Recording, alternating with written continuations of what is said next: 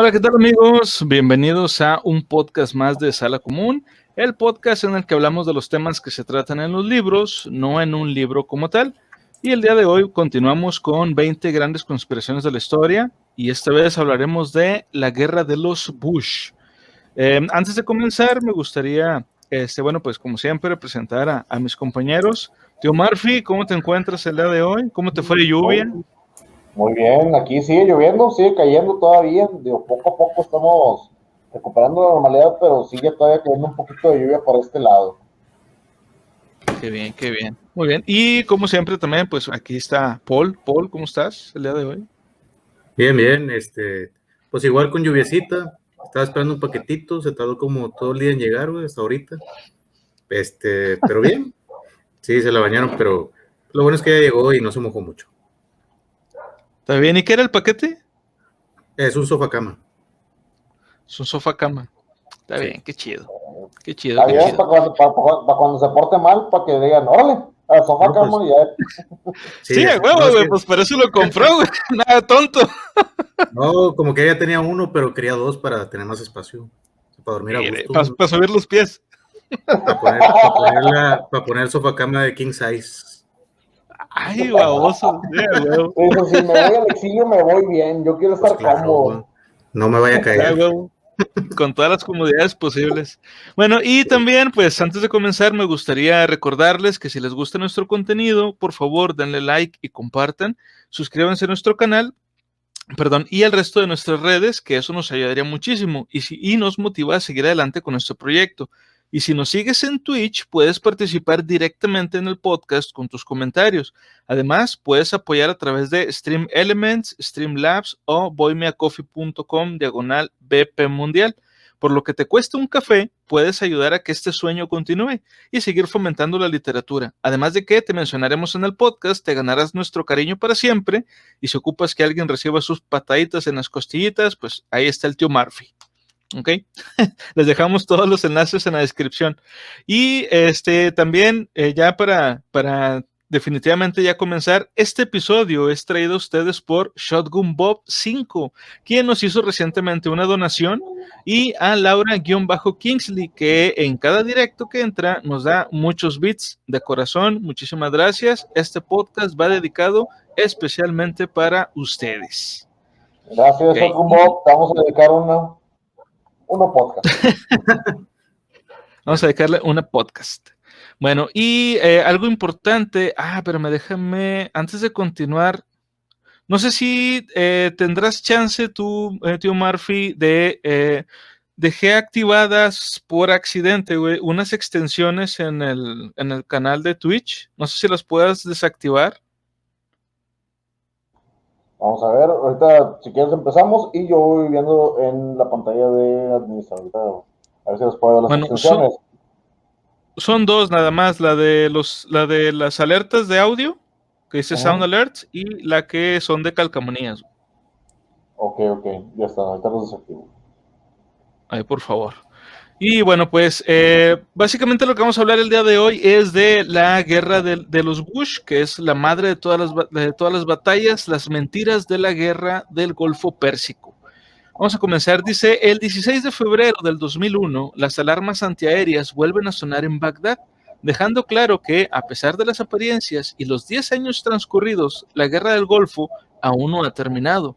George W. Bush, que aún no había tenido tiempo de entibiar su asiento en la Casa Blanca, parecía decidido a terminar lo que comenzó su padre, un conflicto que se ha desarrollado tradicionalmente ante las cámaras de televisión, pero en cuyos orígenes y desarrollo existen demasiados misterios. En la madrugada del 2 de agosto de 1990, un gran contingente de tropas iraquíes atravesó la frontera entre su país y el rico Emirato de Kuwait. Se iniciaba así una aventura militar que habría de modificar la perspectiva política del mundo entero, especialmente por convertirse en el primer gran conflicto internacional tras el fin de la Guerra Fría.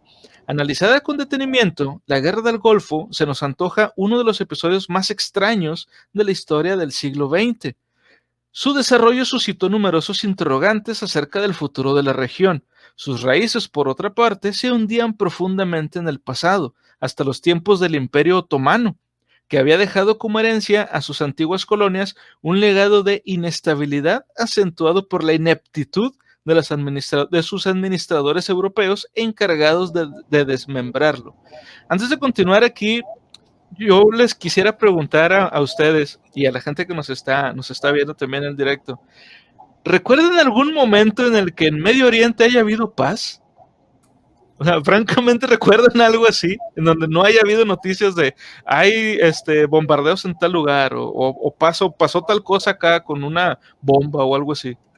No, pues a cada rato, de hecho, hace poquito estuvieron ahí, pues en guerra, ¿no? De que estaban bombardeando una ciudad y luego la otra. Entonces yo creo que desde siempre no han tenido ahí conflictos. No sé si sea por la riqueza de los países de allá, o sea, que haya mucha riqueza ahí, o simplemente por, no sé, puede ser de, pues, cosas culturales o de religión, no sé, pues de todo, ¿no? Medio Oriente siempre está en conflicto, digo, realmente no es una cuestión de ellos, no es una cuestión meramente porque ellos quieran estar en conflicto, yo creo que ningún país quiere ese tipo de situaciones, pero sí, bueno, salvo el que vamos a hablar el día de hoy, pero es que ese requiere administrar unas pequeñas dosis de libertad, de democracia, de American, en todos lados a donde va. Entonces, no, la verdad no he escuchado, digo, Medio Oriente siempre está en constante cambio, sigue hay conflicto, como se podría decir, pero tú lo ves, cualquier país de aquel lado, Egipto, ¿cuánto tiene que derrocaron a la presidencia anterior? Unos 10 años, tal vez, menos. O sea, siempre he tenido como que ese tipo de situaciones. Y los países más adinerados, que son los que menos se meten, normalmente, que es como los Emiratos Árabes y demás, ya tienen un poder un poder militar muy controlado. Sí, de hecho. Fíjate, yo preguntaba esto porque hace poco estaba viendo con mi esposa como una especie de documental película, digamos, que era sobre ¿cómo se llama? Nostradamus. Y en la película les estoy hablando que esa película es como del 83. También estaban hablando de esto, de la batalla y una guerra que se estaba llevando a cabo Es la en Medio película Oriente. donde salía el gordito ¿cómo se llama? Sí, Orson Welles. Orson Welles contando Sí. pues las teorías, ¿cómo se llaman? Esas madres de Las Nostradamus. centurias de Nostradamus. Sí, exacto, ese Paul, Está chida. precisamente. Sí, está con ganas la película. Si tienen Me chance, da risa véanla, porque búsquenla. me acuerdo que cuando pasó lo del 11 de septiembre, tiempo después anunciaron esa película en el Canal 5 Sí, y que la ponían pasaron. de que no sé qué, del 11 de septiembre y puro pedo, tú ves la película y nada que ver, ni lo mencionan ni nada. Pero pues... Sí, pues exacto. Lo único que sí mencionan, que es precisamente por lo que lo saqué a colación, es que también están hablando de un conflicto que se estaba llevando a cabo en Medio Oriente. Entonces, es muy curioso cómo en ese país siempre ha habido conflictos, pero según lo que ahorita pues estamos viendo aquí, de lo que nos comenta Santiago Camacho, se debe muy probablemente a cómo terminó el Imperio Otomano. Entonces, como en su momento, cuando pues, digamos, se desgarró el Imperio Romano, pues todas las colonias, cada una peleaba por su lado, ya no tenían un solo líder. Entonces, a lo mejor por eso fue que empezó a ocurrir esto. Pero De bueno, hecho, continuamos. se nos acaba de conectar Shotgun Bob, dice, ir a los ilustres caballeros. Hola. Muy buenas Shotgun noches, Bob. Shotgun Bob. Te estamos dedicando este podcast va para ti, viejo. Este podcast va para ti, dedicadísimo. Bienvenido Sí. a tu podcast, así es. Bueno, dice, Que si este conflicto bélico... perdón, dime, Paul. No, te iba a decir que lo que estabas mencionando me acuerdo que en esa película que mencionaste de Nostradamus, creo que decían que el último anticristo, o sea, creo que el cuarto, el tercero, no me acuerdo cuál es, que iba a ser de Medio Oriente, decían en esa película. Sí. Sí, Al cierto, final. sí, cierto. Bueno, ahorita vamos a hablar de una especie de anticristo también, vas a ver. Al menos así lo hicieron ver durante mucho tiempo. Pero bueno. Muy bien. Dice, si este conflicto bélico pasara a la historia, por algo pasara a la historia, por algo sería por su condición de ser la primera guerra en que ambos contendientes, en especial los norteamericanos, concedieron una importancia fundamental al papel de los medios de comunicación. Los militares estadounidenses no querían un nuevo Vietnam, con imágenes emitidas por televisión a la hora de la cena de niños achicharrados por el napalm y cadáveres de soldados norteamericanos en sacos de plástico. La única forma de evitar que la opinión pública se sensibilizara con lo ocurrido, con lo que ocurría, en los campos de batalla, era controlar escrupulosamente la información. Nunca antes la frontera que separa la realidad del espectáculo se había dibujado de una manera tan notable. En cierto sentido, sin la guerra del Golfo no habría existido nunca el Gran Hermano. Kuwait se convirtió en el escenario de reality show definitivo, el momento en el que los comunicólogos vieron suceder ante sus propios ojos algo que llevaba muchos años pronosticando en el ámbito teórico, cómo la importancia de la imagen ha crecido hasta tal punto que llega a dominar la vida, y cómo las campañas de relaciones públicas son tan importantes como las militares, cuando no, muchísimo más. Saddam Hussein invadió Kuwait y, dejando a un lado el hecho de que ni el gobierno iraquí ni el de Kuwait son una maravilla desde el punto de vista democrático, aquel acto de agresión servía para dejar buena parte de las reservas mundiales de petróleo en manos de un dictador inestable, feroz e imprevisible. Chequen, esto va a ser algo bien importante que vamos a ir viendo a lo largo de este episodio, que todo tiene que ver con el petróleo. Digo, es algo que mucha gente ya sabe, pero aquí se notó un chingo. Que esto fue por la única razón por la que realmente entró Estados Unidos a darle algo de libertad a estas naciones. En una ocasión recuerdo que íbamos viajando de aquí de Monterrey a Tamaulipas, son como 7 horas para la playa. El carro se quedó tirado y empezó a chorrear aceite, petróleo, gasolina y demás. Llegaron 2 soldados americanos, ¿no? Y yo así como que, ¡ay! Olieron la libertad, de que you need some freedom. Ah, well. Sí. You need some freedom. Ah, well. Dice, la comunidad internacional estaba de acuerdo en que había que hacer algo para detenerlo, de modo que la presentación de la estrategia escogida ante la opinión pública adquirió una importancia trascendental. Algo había cambiado. No importaba tanto el valor táctico de un bombardeo como su cobertura por parte de los medios de comunicación. Los generales sacaban pecho presumiendo de la precisión de sus juguetes de alta tecnología, y si se conseguía que las víctimas no aparecieran por televisión, en cierto sentido, sería como si no existieran. O sea, si no sale en la tele o en las noticias, nunca pasó. El llamado efecto Nintendo, la guerra presentada a través de los medios como si se tratara de un videojuego, funcionó a las mil maravillas.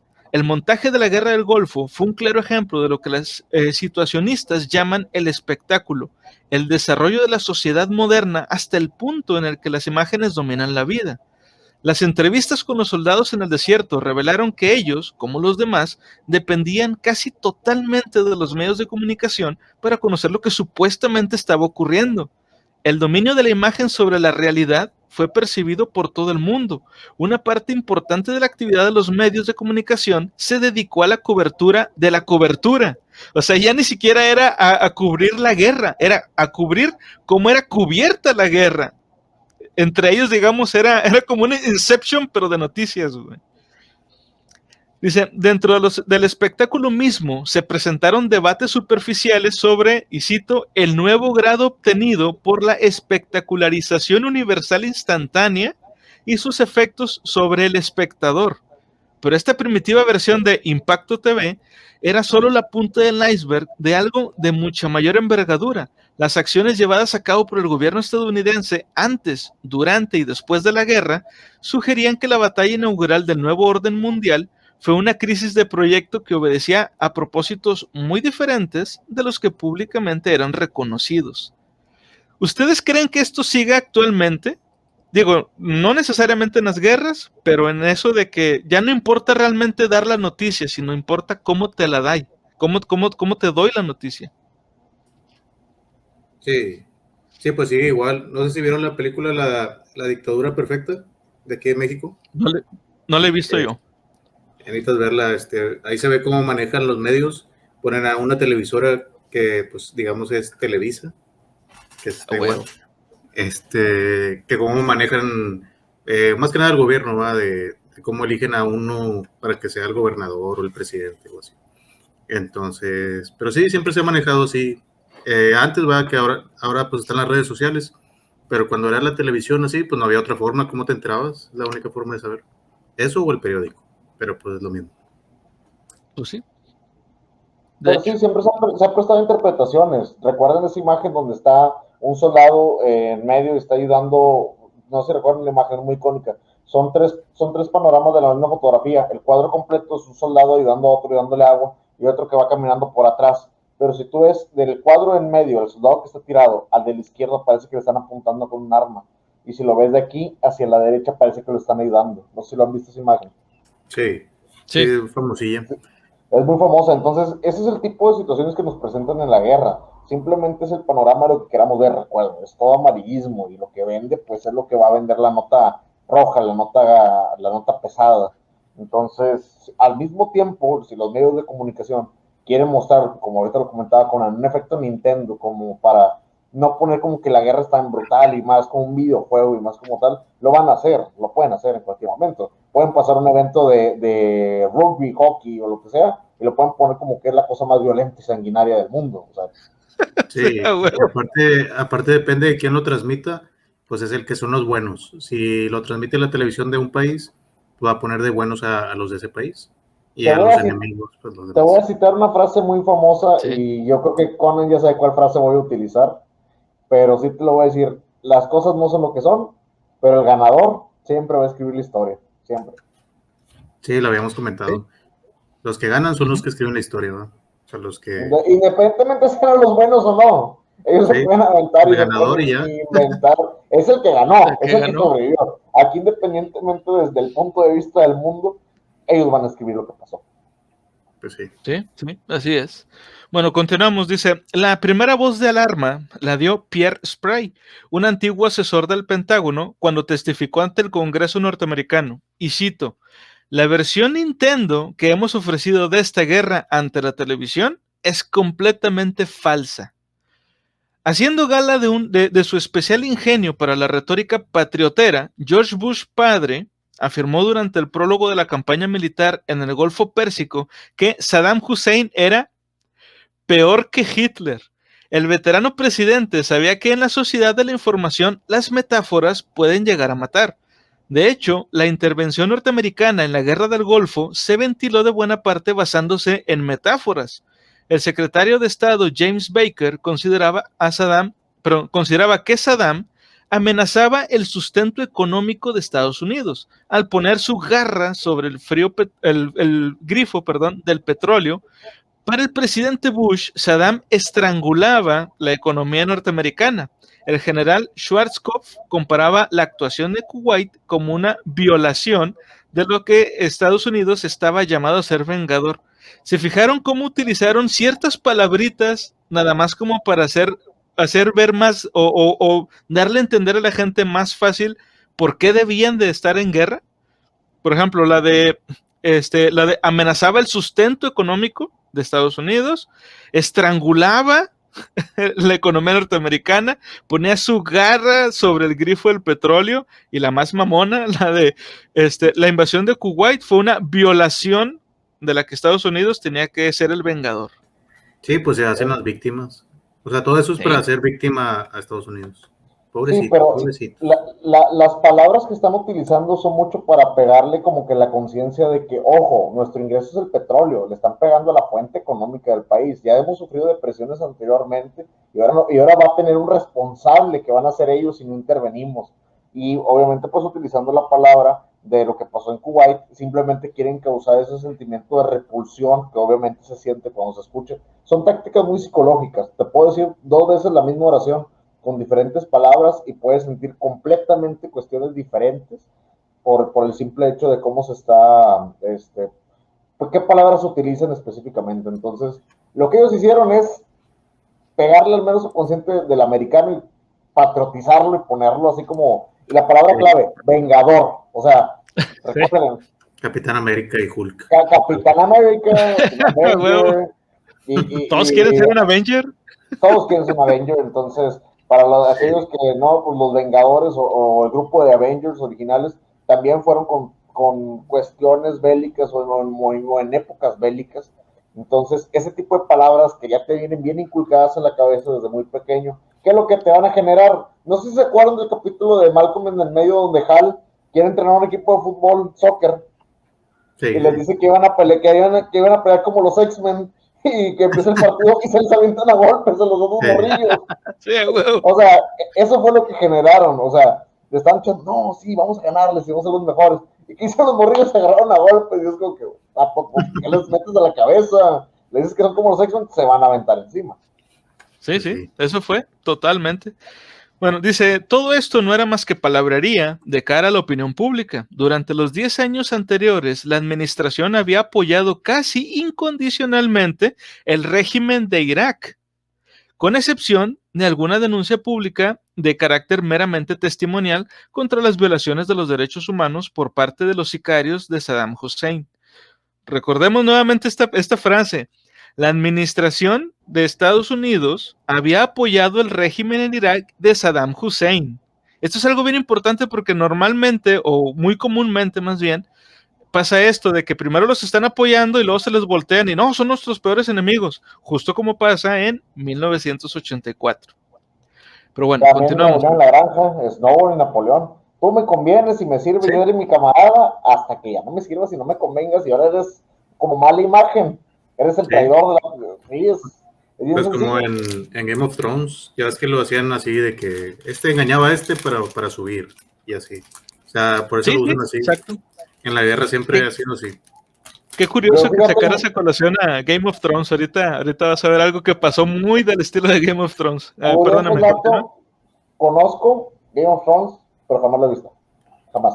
Y no lo Bueno, pienso. nada más no ves el final, güey, porque al final lo voy a ver. No lo voy a ver. Yo siento que mucha de la raza, no lo voy a echar carro, mucha de la raza que se clavó durante tantos años para que les dijeran, ¿popó? Entonces, yo siento como que ese alivio, ese pequeño alivio donde no lo sentí, no sentí el golpe tan duro. Nunca lo he visto completo, conozco más de los libros que de la serie en sí, pero no me pienso meter en ese tema de debate, pero sí supe que el final que les dieron fue una aberración, fue algo horrible y esperan que todo ese tipo de cosas no se vuelvan a repetir. Sí, pues igual como que el camino estuvo bueno, a lo mejor al final no, pero pues lo disfrutaste durante, y eso es lo chido también. Sí, en todo caso eso fue lo bueno de la serie nada más. Pero bueno, dice, ahí es donde puede radicar la verdadera razón de que, a pesar de haber perdido una guerra contra la nación más poderosa de la Tierra, el dictador iraquí haya permanecido en el poder. El expresidente estadounidense George Bush justificó el brusco frenazo que impuso a sus fuerzas cuando Bagdad estaba al alcance de la mano, afirmando que Saddam Hussein se habría convertido en un mártir si las fuerzas multinacionales encabezadas por su país hubieran capturado o dado muerte al señor peor que Hitler durante la guerra. Los revisionistas dicen, usted debió haber invadido para matarlo, teníamos el poder. Pudimos haber avanzado sobre Bagdad en 48 horas, pero se hubiera creado un pandemonium y nos hubiéramos quedado solos, al mismo tiempo que convertiríamos en un mártir a un brutal tirano derrotado. Según eso fue lo que dijo Bush, o más bien eso fue lo que él pensó. Esto lo declaró Bush en una entrevista exclusiva con el presentador de la CNN, Bernard Shaw, el mismo que con sus palabras, el cielo de Bagdad se ha iluminado, retransmitidas desde la azotea del Hotel Al-Raid, inauguraba la primera guerra transmitida en directo. Buen intento, pero los tiros, nunca mejor dicho, realmente no iban por ahí. Saddam había sido una pieza clave en el equilibrio del poder de la zona. A lo largo de una interminable guerra de 8 años entre Irak e Irán, los gobiernos de Francia, Gran Bretaña y Alemania vendieron prácticamente de todo al dictador iraquí. O sea, esta era la verdadera razón por la cual lo dejaron al cabrón ahí.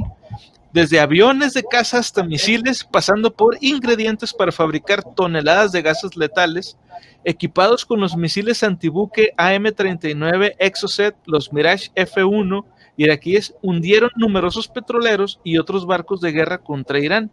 El material que permitió tales éxitos en estrategia aeronaval iraquí eran íntegramente de fabricación francesa.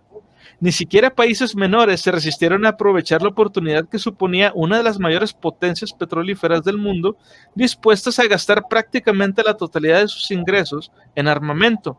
Chequen esto.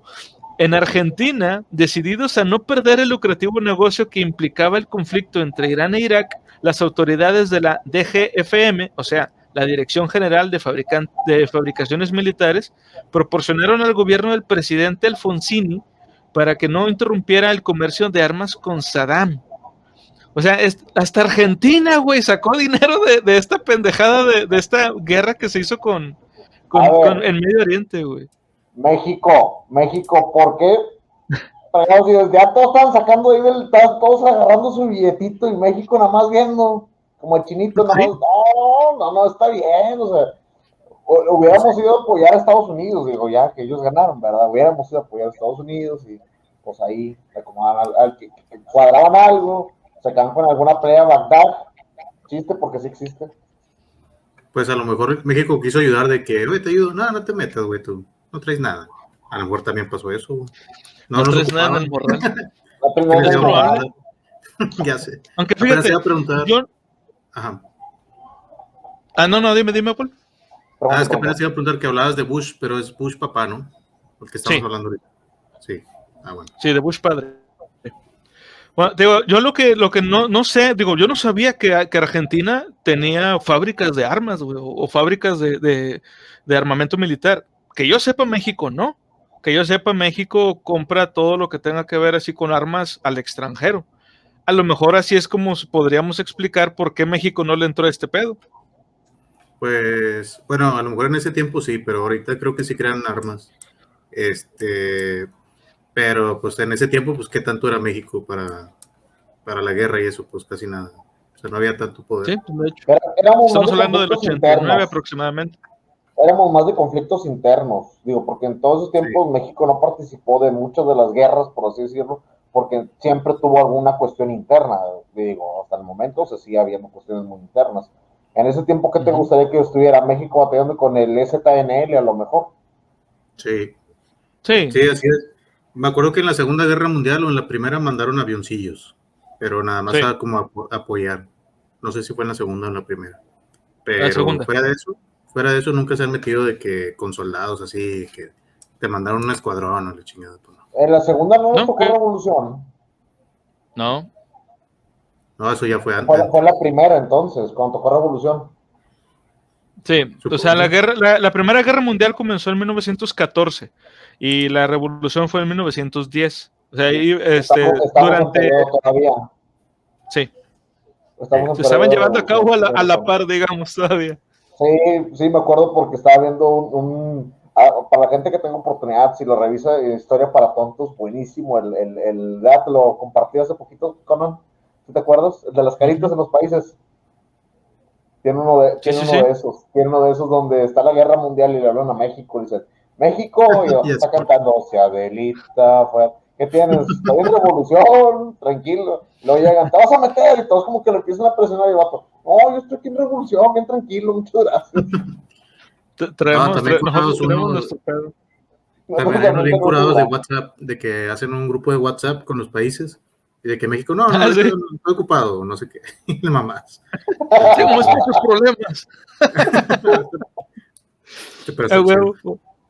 Bueno, continuamos. Dice, Estados Unidos mantenía, al menos técnicamente, el embargo de venta de armas contra Irak, pero la administración Reagan se valió de subterfugios para permitir el suministro de munición por parte de terceros, así como la venta de tecnología de doble uso, desde computadoras a helicópteros, que los iraquíes aseguraban que estaba destinada exclusivamente a usos educativos o meramente lúdicos, aunque después eran transformados para convertirse en instrumentos de combate. Fíjate, esto igual me gustaría comentarlo nada más. Esto también se vio durante la Primera Guerra Mundial. Se supone que Estados Unidos no podía entrar a la guerra y ellos no podían, por ejemplo, prestarle dinero a los países en conflicto. Entonces lo que hicieron fue que, por ejemplo, Inglaterra y no me acuerdo si era Francia, España también creo, pidieron dinero prestado, pero no a Estados Unidos, sino a los bancos de Estados Unidos. Y entonces cuando Alemania, que también fue el enemigo, digamos, importante durante la Primera Guerra Mundial, cuando Alemania le fue a decir, ¿por qué les estás prestando dinero? Los gringos dijeron, no, nosotros no estamos prestándole dinero, o sea, el gobierno. Nosotros como gobierno no estamos ayudando, son mis bancos, que son libres de hacer lo que ellos quieren. Entonces, aquí es lo mismo. Estados Unidos como tal no estaba dándoles armas a los países que estaban en conflicto, en este caso a Irak, sino que eran las empresas, o sea, por terceros, los que estaban dándole el suministro de armas. Son muy inteligentes en eso. Siempre haciendo outsourcing, ¿Sí? sí, wow, todo el enjuagadero de lana ahí, todo el lavado de dinero, maldita sea. Ya sé. No, lo bueno es que el viejito, nuestro presidente, ya quitó el outsourcing.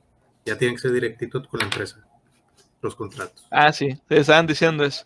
Bueno, continuamos, dice, el dinero tampoco constituía un problema para Saddam. Altos directivos de la filial estadounidense de la italiana Banca Nazionale del Lavoro fueron investigados por una comisión gubernamental que intentaba averiguar cómo 5.000 millones de dólares habían ido a parar a las arcas de Saddam Hussein sin aparente conocimiento de nadie, ni siquiera de la sede central del banco, o sea, ni el propio banco, güey, sabía cómo chingados este güey había obtenido el dinero. Chris Drogul, a cargo de la delegación del citado banco en Atlanta, fue juzgado y condenado por fraude.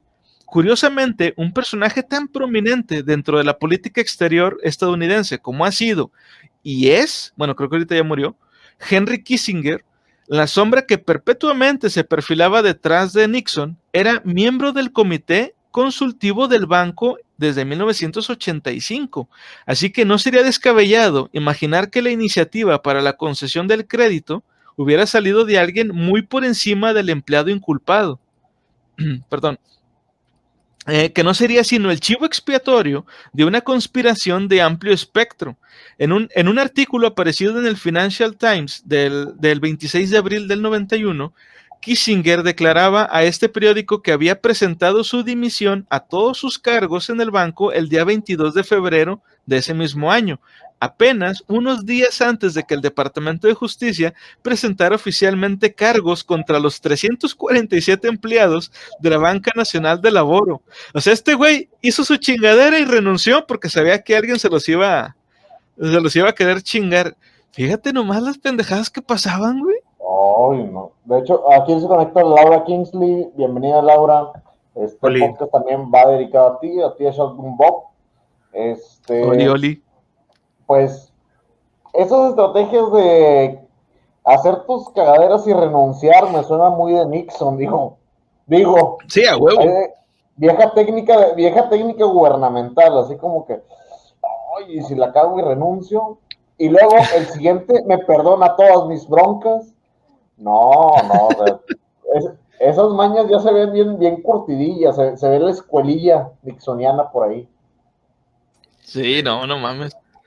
Bueno, continuamos, dice, las administraciones de Bush y Reagan no solo compartieron dinero y material con Saddam, sino también datos de inteligencia, ya que, a fin de cuentas, Irak era el enemigo declarado de las satánicas fuerzas del ayatolá de Irán. Algo extraordinariamente bien visto en un occidente que en aquella época comenzaba ya a vislumbrar en el horizonte la amenaza del integrismo islámico. Irak no solo era una pieza más en la guerra secreta de Estados Unidos, que Estados Unidos mantenía contra Irán desde la crisis de los rehenes. De hecho, en 1980, la CIA fraguó una serie de planes para asesinar al líder de la revolución islámica, Khomeini, que fueron desbaratados por los servicios de seguridad iraníes. Todo este apoyo fue lo que terminó por envalentonar a Saddam Hussein, hasta el punto de acusar a Kuwait de saquear su petróleo durante los 8 años que duró la guerra irano-iraquí, adentrándose en territorio bajo la soberanía iraquí para abrir nuevos pozos, acusación que se considera poco verosímil por parte de los conocedores de la zona. En consecuencia, Hussein reclamó al Emirato el reembolso de 2.400 millones de dólares como compensación. ¿Por qué? Porque sabía que si había pedo, supuestamente Estados Unidos le iba a ayudar. Esa fue la razón por la que este güey hizo eso. Ahora, no debe extrañarnos semejante bravata, ya que poco antes de la invasión de Kuwait, Estados Unidos hizo llegar a Saddam Hussein no solo ayuda. Checa, o sea, fíjate lo que acabo de decir, güey. Estados Unidos le hizo llegar ayuda a Saddam Hussein. O sea, y no solo ayuda, sino también lo estaba apoyando moralmente. Estados Unidos. Ojo al dato, y le hemos dicho miles de veces a toda nuestra amable y bella y preciosa audiencia: guarden la información de los libros sobre todo este tipo de material, porque este tipo de material es el que le encanta desaparecer a la gente que no le conviene. Oh, sí. Recuerden, sí. por algo existe el Ministerio de la Verdad, y eso no es mentira, esas cosas existen. Las editoriales van desapareciendo cada vez más información de las piezas originales y llegan a un punto no de censura, sino de desaparecer toda la información disponible de ella. Entonces, por favor, este tipo de datos guardados por Santiago Camacho, con las citaciones correspondientes que debe de traer su libro, guárdenlos, búsquenlos, investiguenlos, resguárdenlos, por favor. Sí, por favor, guarden toda la información. Pero bueno, dice, Estados Unidos, junto con Gran Bretaña y otros países, como ya hemos visto, respaldaron a Saddam Hussein sin reparar en las atrocidades de su régimen. Las potencias occidentales no volvieron en su se volvieron en su contra únicamente cuando parecía encontrarse fuera de control, para más tarde volver a hacer la vista gorda cuando masacró a los rebeldes chiitas después de la Guerra del Golfo. El resto de la comunidad internacional sigue la tónica general. Si hay conflicto en Irak, la Argentina estará al lado de las medidas que tomen los Estados Unidos o las Naciones Unidas, declaró, por ejemplo, el presidente Carlos Menem en 1998. No sé por qué, pero Argentina estuvo muy implicada en este pedo. Y, Sí, y es en que muchas cosas. Argentina es como que el chismoso, ¿no? El vecino chismoso. ¿Qué están haciendo, güey? Déjame asomo. Pero pues nunca se ha metido tanto así. No, Pero ay, sí, por favor, ahí andaba Perón escribiendo para los diarios británicos y escribiendo para todo Dios, y luego, no, ¿qué estás haciendo? No, pues aquí lavando unas libras. ¿Cómo? Ah, pues de allá de un primo que tengo en Inglaterra. Y demás. ya sé. O sea, digo, yo respeto mucho los estudios argentinos, soy una persona que adora mucho su cultura, que consume demasiado. Digo, hace poquito Paul no me dejará mentir, le compartí unos choris argentinos que me preparé que estaban riquísimos. Sí, Comparto mucho de su gastronomía, tengo muchísimos amigos argentinos, pero sí hay algunas cuestiones de las que hemos hablado históricamente, y yo sé cómo está México, también conozco mi México precioso, pero sí, Argentina se ha metido en muchas cuestiones desde extraditar gente de allá para acá, movimientos de lavado de negro, cuestiones de golpes revolucionarios. Ahorita nos acabamos de enterar que le vendían armas a Irak. O sea, ¿en cuál de todas las broncas mundiales no te has metido, Argentina? pues sí. O sea, ¿cuál ha sido tu intención? Es como que hay bronca y como que Argentina es como que a ver qué saco de esto. O sea, sí, wow. Sí, pues mientras o sea, la gente pues está entretenida en el fútbol. Ah, mira, Messi, la chingada y Maradona. Y ni se dan cuenta a veces de lo que pasa en el gobierno y así. Porque los distraen con el fútbol. Más que nada. Sí, sí, definitivamente.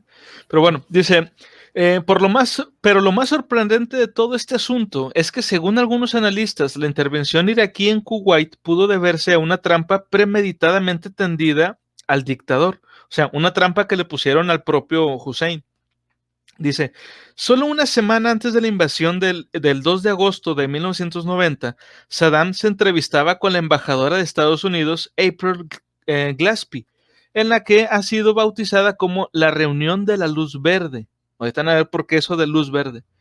La representante diplomática norteamericana le dijo a Saddam, y cito, no tenemos opinión alguna sobre los conflictos entre los países árabes, tal como el desacuerdo que existe entre su país y Kuwait. Este conflicto no está asociado con Norteamérica de ningún modo. Nosotros esperamos que ustedes resuelvan este problema por medios razonables. Hasta ahí. Dijo Nelson, por lo menos hay dos mentiras grandes en ese título. Sí, a huevo, güey. Dijo Nelson, hay dos grandes mentiras en ese título.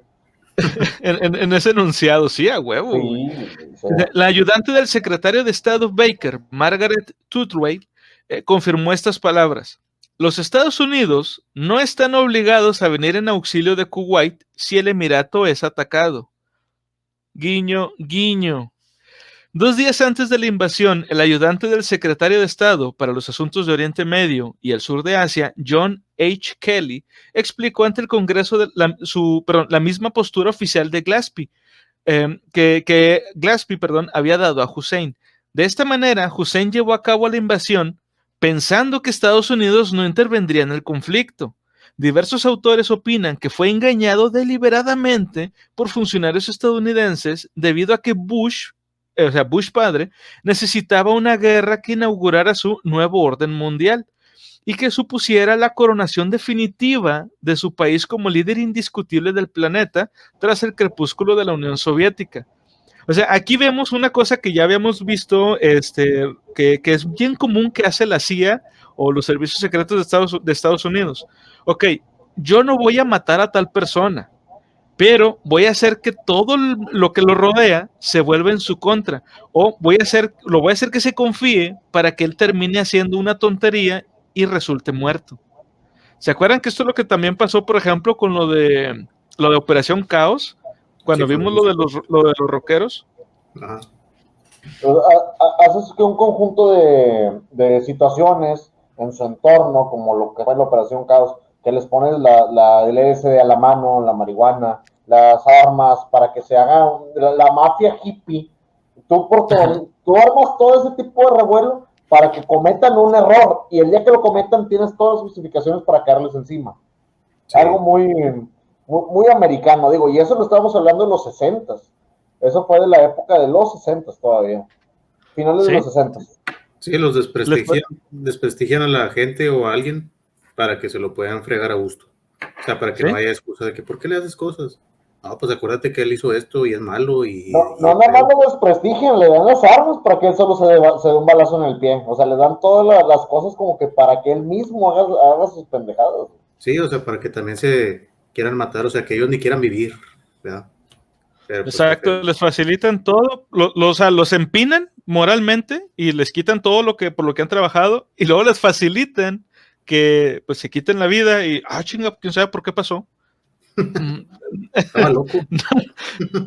Está loco, está loco. Eran las drogas, eran las drogas. Y esos Pero bueno, vagabundos, ¿de dónde salieron? Y los vagabundos escoltados, sí. huevo. Ahora, en este punto me gustaría hacer un corto paréntesis para explicar a qué se refiere la expresión nuevo orden mundial. Hasta ahorita ya le hemos mencionado 2 veces esto de nuevo orden mundial. La expresión nuevo orden mundial se ha usado para referirse a un nuevo periodo de la historia caracterizado por cambios dramáticos en la ideología política y en el equilibrio de poderes a nivel global.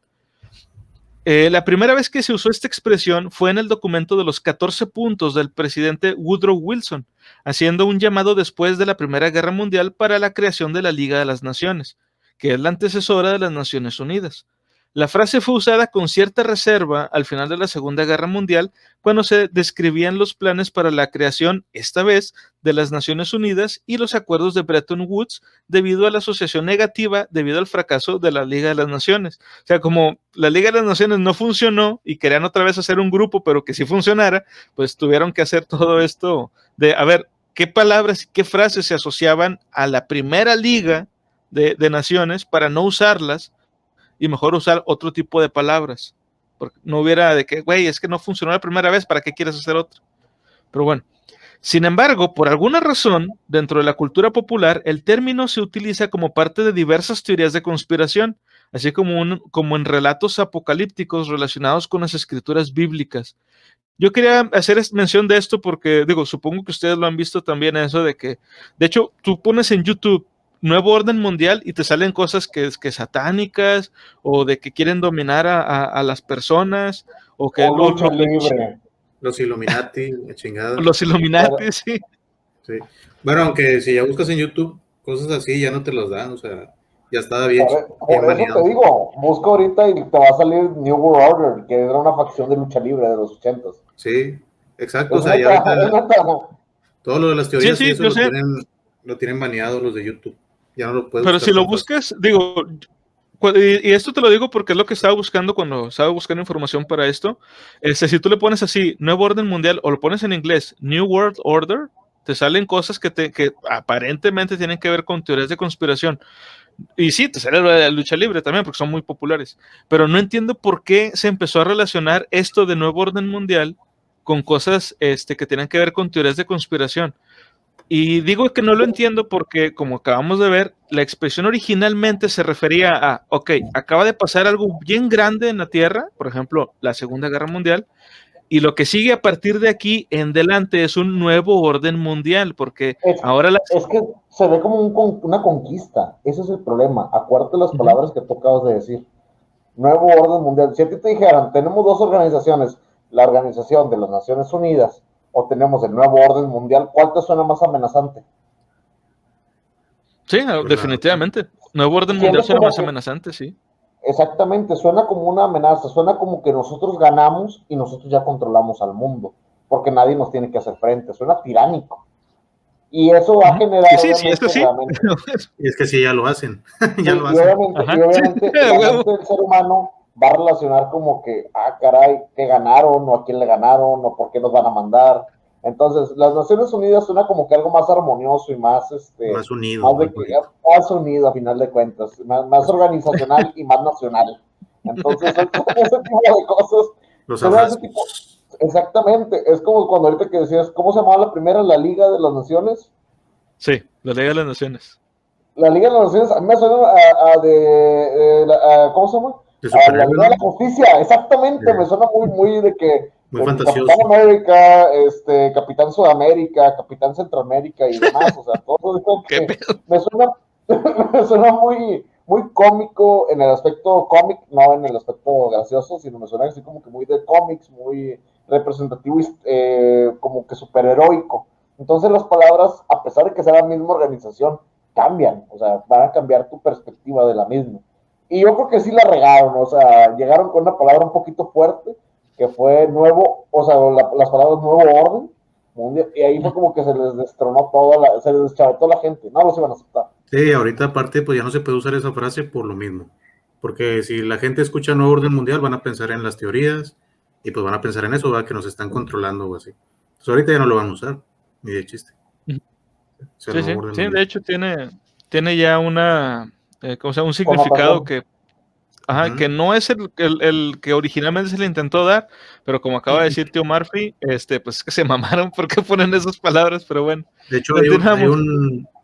perdón, hay un discurso que yo creo que fue Kennedy, antes de que lo mataran, donde menciona también eso, o sea, de que no vamos a permitir que hagan su nuevo orden mundial, no sé qué. Se empezó a decir eso y dijo la frase también, o sea, dijo eso.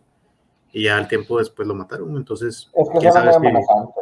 si sabía algo o no sé, güey, el Kennedy. Suena Vaya, vaya. demasiado amenazante eso de nuevo orden mundial. ¿Te imaginas a los tipos clásicos jueces en unos pedestales super elevados y no se les ve las caras? Sí, Y y con orden de oro, la o sea, sala. con sus sillas de oro, así como la foto, o sea, así. Algo así, algo muy misticón, algo misticoso. Pero si tienen Sí, chance, güey. busquen ese que les digo del discurso de John F. Kennedy, nada más pongan así, nuevo orden mundial, y se ve bien claro que le está tirando a algún grupo en específico. Hay una cuestión, a lo mejor Conan me va a poder guiar un poquito más en esto, no sé si también Paul tenga un poquito el tema. Hay un juego que es de cartas que tiene que ver con Ah, sí. si ubicas ese. Hay una Ujú, carta de nuevo orden mundial y creo que tiene sí. una obra como que más así de lo que Están muy estamos buenas hablando. esas cartas. Es que son unas cartas de tipo de juego de mesa. Es un juego de mesa. Ujú. Así es. Y hace poquito, bueno, cuando empezó a pasar lo de las Torres Gemelas y eso, también lo relacionaron porque también hay una de donde se están cayendo las Torres Gemelas, una carta. Y también hay una donde el orden mundial, hay uno de las Naciones Unidas. O sea, como que hay varias cartas así que pues dicen cosas de, pues de eso, ¿verdad? De teorías conspirativas. Pero están chidas las cartas Vaya, esas, vaya. para que las busquen también. Se llaman, Ajá. ¿cómo se llamaban, güey? No Ahorita me nos acuerdo. acordamos, porque sí, Sí, yo tampoco me acuerdo. sí, están chidas, ¿eh? Lo buscaremos, lo buscaremos. Bueno, continuamos. Dice, si hubo un hecho importante e innegable en esa crisis de 1990, fue el rol principal que jugó Estados Unidos impulsando la alianza anti-iraquí apoyada por las Naciones Unidas, actuando ostensiblemente bajo el paraguas de la ONU, aunque debería recordarse que Pérez de Cuéllar, en enero del 91, enfatizaba que la acción militar en curso no se realizaba bajo el mandato de la ONU. El hecho de que otros países dentro de la alianza también jugaban su parte perdón, es aquí incidental, o sea, fue por accidente, no se organizaron realmente para hacer esto al principio, se fue dando con el tiempo, perdón. Encontré, nada más quiero interrumpir un segundo para comentar. El juego se llama Illuminati New World Order, tal cual, y fue lanzado en el Sí. 94. Se llama Sí, te digo. O The sea, ya Game con of eso Conspiracy. te tuesta. Sí, pero están Bueno, chidas las cartas. y en el Ah, 94 es cuando terminó la guerra del Golfo. Es que te digo, a lo mejor desde ahí empezó, por lo que decía Bush padre, a lo mejor de ahí empezaron con eso de que no, es que nos quieren dominar y que los Illuminati son satánicos y todo eso. Puede ser. Pero Siempre, bueno, siempre que dice la decía, palabra golfo, me recuerda a alguien. Un saludo a mi amigo Aldo, que espero que nos esté viendo. huevo. Bueno, decía, el hecho de que los países dentro de la alianza también jugaban su parte es aquí incidental y solo ayuda a confundir las cosas, ya que fue Estados Unidos el que dio los pasos iniciales y cruciales en nombre de la alianza en cada una de las etapas de la crisis. De esto hay registros, más aún habiendo sido Estados Unidos uno de los dos mayores protagonistas, porque el otro era Irak. Estamos en condiciones de examinar cuidadosamente su papel en esta cuestión si pretendemos alcanzar una comprensión racional, de la crisis. Y es esencial que lo intentemos. Este último que acabo de leer es en referencia al hecho de que si en la guerra del Golfo participaron varios países, como decía, no fue por orden de la ONU, o sea, la ONU ni siquiera se metió en este pedo, sino que ellos mismos decidieron apoyar a Estados Unidos sin autorización. Es importante recordar esto para evitar después recuerdos falsos tipo efecto Mandela. Esto lo menciono porque estoy seguro de que si hablas con una persona que sea mayor que nosotros, estoy hablando de una persona de unos 50 o 60 años, que en esta época hubiera sido joven y que haya visto las noticias, si tú le hablas de esto te van a decir, no, sí, fue la ONU porque estaban varios países. Y eso puede darse a malas interpretaciones y efectos Mandela, en el que no, es que yo recuerdo que así fue, y no. Como acabamos de ver, esto fue por accidente. Se dio la situación de que los países se unieron, pero no fue por orden de la ONU. Y aquí yo también tengo mi duda nuevamente, como mencionó Paul. ¿Para qué chingos está la ONU entonces? Si Apenas te realmente iba a no le decir, hace caso. apenas te iba a decir, en un capítulo anterior dije, pues ¿para qué chinga está la ONU, güey? Nada más para dar comerciales bonitos de que todos son felices y la chingada. Y pues no entiendo, Sí. güey, cuando pasan guerras ni se meten, ni hacen orden, ni nada. Entonces, quién sabe. Yo Yo creo que estoy la ONU debería de fungir como lo hizo en su momento. Hay un cómic, bueno, de God Among Us, de Superman, donde lo que hacen es, ¿sabes qué? Párenle todas las guerras. Todas las guerras del mundo se acabaron, se terminaron, ya no existen. Primer país que entra en conflicto, entre todos le damos la madre.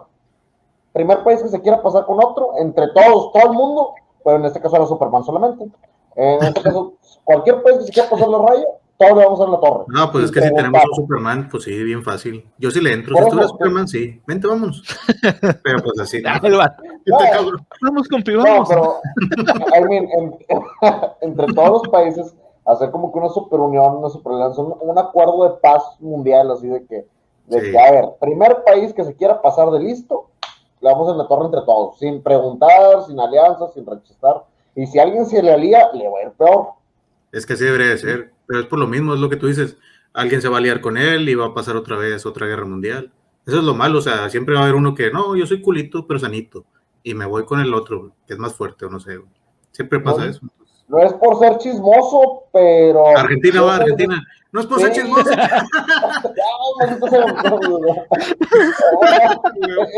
Yo nada más conozco a, bueno, sí, y otro país revoltoso de Europa que es el que normalmente anda iniciando esos shows, pero ustedes saben, ahí tienen que checarlo. Hay varios chismosos. Pero bueno. A ver, chismosones. Bueno, continuamos. Dice, todo indicaba que Bush había engañado a Saddam. El 11 de septiembre, qué curiosa fecha, de 1991, en un documento enviado al Congreso titulado Toward a New World Order, el presidente Bush afirmaba, y cito, la crisis en el Golfo Pérsico ofrece una oportunidad única para movilizarnos hacia un periodo histórico de cooperación. Después de estos tiempos problemáticos, un nuevo orden mundial puede surgir en el que todas las naciones del mundo, del este, del oeste, del norte y del sur, puedan prosperar y vivir en una convivencia armoniosa que deben hacer. Y en este otro documento enviado a la ONU, el 1 de octubre del 91, Bush hablaba de una fuerza colectiva de la comunidad mundial expresada por las Naciones Unidas, un movimiento histórico hacia un nuevo orden mundial, otra vez, una nueva cooperación. Una nueva cooperación entre las naciones. Disculpa que te interrumpa con eso. Ahorita con lo que dijiste, ¿qué quería? ¿Callos o qué? De que no, pues vamos a poner gente en el norte, en el oeste, de que ¿qué? Pues vamos a poner callos de una vez, vámonos, el callo del norte, el callo del sur. Ya, de una, y el que quede como líder de todo el Supremo Kaiosama, y se acabó. Ahí nos acomodamos entre todos. Por ahí nos mandó un mensaje la ONU sí. está para recabar información del mundo y pasársela a Estados Unidos. Es un espía que hace como que apoya, pero solo a quienes le conviene. Eso creo yo. No tengo pruebas, pero tampoco dudas. Ni lo dudes. Ni lo dudamos. Pues lo que te digo, a lo mejor digo, es eso también, es que la ONU es una organización también y ocupa dinero también a veces para existir, sí, coexistir. claro. Pues entonces, pues yo creo que es lo que hace, es espía de En algún país. referencia, Pues, doble ajá. referencia a lo que hizo ella de no tengo pruebas, pero tampoco dudas, y la pregunta que hizo Paul, ¿para qué está la ONU? Buena pregunta, Dorothy, qué buena pregunta. Bueno, dice, un tiempo en el que la humanidad se ha enfocado hacia sí Conan? misma, perdón, para traer al mundo una Paul, revolución del ¿se espíritu. trabó Conan, no? No, No me no, yo trabé sí lo oigo yo. bien. No me trabé yo. Sorry, sorry. Sí, te trabaste un ¿Sí? poquito, pero ya Ok, ok. agarró. Bueno, te puso ahí Laura también. Es una extensión de los Estados Unidos, o sea, la ONU. Sí, sí, es como Pues ya, un... bueno, antes de pasar a otra cosa, me gustaría comentar algo nada más aquí. A mí siempre me ha extrañado por qué la sede de la ONU está en Estados Unidos. Pues Digo, porque no tengo nada en contra de que esté ahí, pero ¿por qué está ahí? es su filial. Digamos que la ONU es la filial de Estados Unidos. Vaya, vaya. Es la pequeña América. Ándale. Sí. Vaya, vaya. Bueno, dice, Bush ya había apuntado estas ideas en un discurso a la nación pronunciado el 6 de marzo del 91. Y cito, ahora podemos ver un nuevo mundo que comienza a aparecer ante nosotros. Un mundo en el que empieza a hacerse realidad la perspectiva de un nuevo orden mundial. Otra vez. En palabras de Winston Churchill, orden mundial es en el que imperan los principios de justicia y juego limpio, proteger al débil contra el fuerte. Un mundo donde las Naciones Unidas, liberadas de las trabas de la Guerra Fría, están posibilitadas para cumplir la visión histórica de sus fundadores. Un mundo en el que la libertad y el respeto por los derechos humanos encuentran su hogar en todas las naciones. Y fíjate, antes de pasar a otra cosa, me gustaría nada más mencionar también que esto, o sea, si esta es la forma de pensar de la gente que se encarga en Estados Unidos de decidir si se van a una guerra o no, o si mandan tropas a un lugar o no, a lo mejor esto explicaría por qué Estados Unidos se mete en tantas guerras. Pues Porque claro. según ellos, como son los fuertes, tienen que ayudar a los débiles y darles un poco de libertad. Es que Estados Unidos no se va a Oh, meter a menos que le gane algo. ¿De cuánto va a ser? Pregunta primero a Estados Unidos. Si ve que le conviene, pues se va a meter a huevo. Siempre lo ha hecho en todas las guerras. ¿Sí? pero, ¿y Vietnam? Pues ahí la cagaron ellos mismos. Pero lo de Pearl Harbor, que fue un ataque a De Estados Japón. Unidos, Pues eso fue de sí, Japón, ¿no? que yo digo que no fue un ataque a Sí. Japón, o sea, a lo mejor sí, pero ellos mismos lo causaron para que tuvieran alguna excusa para entrar a la guerra mundial. Fíjate Sí, que, de hecho, comenta, de hecho, comenta. eso fue lo que en Pearl Harbor, Estados Unidos y Japón supuestamente tenían como que un acuerdo de no agresión. Pero ahí el problema fue que Estados Unidos estaba de picabuches, güey, con Japón. Les hundían barcos, les atacaban en tal lugar, así, pero era como que nosotros no somos. Y fue tanto, o sea, fue tanto el estarle chingando a Japón que se cagaron, güey, y por eso fue el ataque de Pearl Harbor. De hecho, en la película, en la propia película de Pearl Harbor, mencionan de que Japón les había dado unas medallas de que iba a haber paz entre ellos y todo eso, pero fue tanto Estados Unidos que estuvo chingale, chingale, chingale, se cagaron, güey, y pues por eso fue que se respondieron. Sí, Y en Vietnam, tengo entendido que fue por lo del comunismo. O sea, Vietnam del norte eran ¿Comunistas? comunistas. Ajá, y los del sur eran, pues, supuestamente, capitalistas, y el pedo fue que supuestamente Estados Unidos quería evitar que todo Vietnam se convirtiera en comunista. listo, Pues, entonces, por eso entraron, Ahora, para ahí, ayudarles a que no cayeran en el error. según. ahí tenemos dos puntos fuertes con lo que dijiste. La intervención con Corea. O sea, yo sé que se han querido meter, pero Rusia no se los va a permitir. Rusia no les va a permitir que se metan con Corea del Norte y yo sé que tienen como que un pleitillo verbal, pero no se van a meter. Y otra, no se han metido con lo de Israel y Palestina, que ya es un conflicto un poquito más aislado, pero no se han metido. O Sí, sea, directamente no. Yo no sé si tengan algún tipo de movimiento interno o a lo apoyo mejor. ahí, pero no es algo tan anunciado como cuando fue lo de la guerra de Vietnam. Sí, o no nos O vamos muy también, lejos. También a Venezuela se quisieron meter ¿Sí? para disque apoyar, pero pues ahora para eso, quieren sacarle algo también. Exactamente. Y como a- acaba de a- decir Paul, si no le sacan algo, no se meten. Ha habido en ocasiones que han tenido desmantelizado el sistema económico de un país. Por ejemplo, Ecuador perdió su moneda, ahorita se rige en dólar. Y, o sea, siendo un país de Sudamérica ya se rige en dólares, su moneda ya no tuvo valor. ¿Qué Sí, vemos con eso? Que poco a poco la influencia americana, no de manera directa, sino de manera indirecta, de mira, te voy a dar la moneda, te doy un apoyo, el gobierno va para allá. ¿Te suena como que un tipo de conquista realmente? O sea, a pues la que, más política, a la más político, pero ¿te suena como una invasión o una conquista? pues es que también Sí, aquí claro. nosotros dependemos del dólar. Si sube el dólar, suben los precios aquí de todo, la gasolina, de los productos. Todos los países que dependan de Estados Unidos del dólar, son de alguna forma estamos pendientes, no conquistados, puede ser conquistados de alguna manera, pero estamos dependientes de Estados Unidos, de su Recuerdo la moneda. campaña, de hecho, en México, digo, sé que son de mi edad y se han de acordar perfectamente de esa campaña donde prohibían el producto americano, que estaban las mentadas chiveras, que eran personas que viajaban de manera sordeada a Estados Unidos y empezaron a traer mercancía para acá, pero que Sí, en ese tiempo se buscaba mucho el logo de hecho en México, que se sí, buscaba como que representación de marca nacional para independizarnos económicamente de Estados Unidos, que ujú. sabemos que pues no pasó, ¿verdad? De esa moda empezaron a No. sacar las camisas de, ya es que se ha hecho en México y venía Hecho en el México águila, y el águila. sí, Sí. sí, y me da ¿Y risa sabes lo único que porque, fomentó? eh, Que fuéramos a buscar más producto americano para traerlo de manera de contrabando, o sea, pues es que los que vivimos aquí en la frontera, pues sí hacían mucho eso, la ropa y todo, ¿no? Pero lo que me da risa ahorita es que ya ves que está cerrada la frontera y eso, o sea, ahorita Ujú. no deja pasar. Ya muchos de los que están, o sea, de Texas, o sea, las ciudades ahí fronterizas, la están heredera de perdiendo un Diamante. chingo de negocios, se está cerrando un chingo de cosas, porque dependían de los que pasaban de aquí para allá a comprar, o sea, también les afecta, quieran o no. No, y también muchos de ellos, de los americanos, brincaban para este lado para cuestiones básicas de servicios de salud, prótesis, operaciones estéticas y cuestiones más básicas, brincaban mucho para acá y le cobraban lo que querían. El americano se sentía a gusto pagando lo que en su país era un tercio del costo, pero aquí era el doble. Sí, pero sí estuve viendo los comentarios de que, no, que no ocupaban a los mexicanos y la chingada. Ya ven que la película de Un día sin mexicanos tenían razón. Un día sin Sí, mexicanos. Sí, a tenían huevo, a razón. esa eso. Sí, pero pues ya ves, Sí.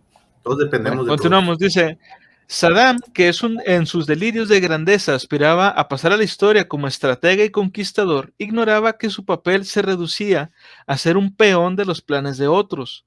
Imbuido de un fuerte talante nacionalista, fíjate de lo que estamos hablando precisamente, nunca había aceptado la división colonial del Imperio Otomano,